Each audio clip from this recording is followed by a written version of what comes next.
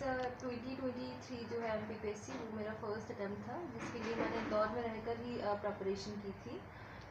तो ये मेरा फर्स्ट अटैम्प्ट था और फर्स्ट अटैम्प्ट में DSP पोस्ट पर चयन पाना मेरे लिए अपने आप में जो है एक सौभाग्य की बात है। तो मैं आभार व्यक्त करना चाहूँगी इसमें सभी मेरे जो मार्गदर्शक थे, मेरे जो पेरेंट्स थे, मेरे जो फ्रेंड्स थे जिन्होंने इंटरव्यू के टाइम पे मुझे काफ़ी सपोर्ट किया, और भी बहुत सारे लोग थे जो डायरेक्टली और इनडायरेक्टली जिनका बहुत कंट्रीब्यूशन है। मैं सभी के लिए आभारी हूँ। तो आपका ड्रीम क्या था जब आप स्टडी करने स्कूल में प्रारंभ किया आपने?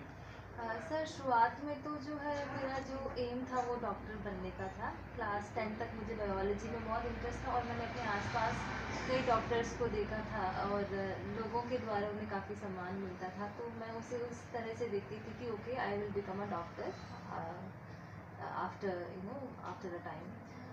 फिर उसके बाद जब मैं 12th में आई तो मैंने मैथ्स ऑप्ट किया था। तो उस समय मेरा थोड़ा बहुत इंजीनियरिंग का प्लान हो रहा था, बट ग्रेजुएशन में मैंने ह्यूमैनिटीज़ परस्यू किया, और फिर वहाँ से जब मैं इंदौर में थी तो वो MPPSC वाले माहौल को मैंने देखा, और कहीं ना कहीं सर्विसेज में जैसा हमारा जॉब प्रोफाइल होता है उसको मैंने अपनी पर्सनालिटी से अलाइन करके देखा, तो मैंने पाया कि हाँ शायद मैं सिविल सर्विसेज में बेहतर तरीके से जो है अपना योगदान दे पाऊँ और अपनी जो क्षमताएँ हैं उनका पूर्ण तरीके से जो है यूटिलाइजेशन कर पाऊँ। फिर वहाँ से मैंने जो है सिविल सर्विसेज की जो प्रिपरेशन था वो चालू की।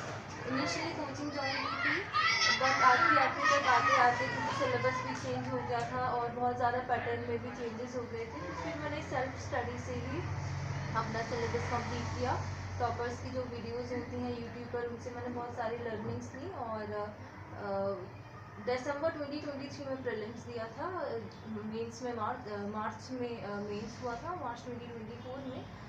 उसके बाद इंटरव्यू जुलाई में हुआ था, और फिर वो बीच में कोर्ट का स्टे लग गया था, तो फाइनल जो है वो रिजल्ट कल ही आया है जिसमें DSP के साथ। प्रिपरेशन के टाइम में आपको किन प्रॉब्लम्स के बीच लड़ना पड़ा?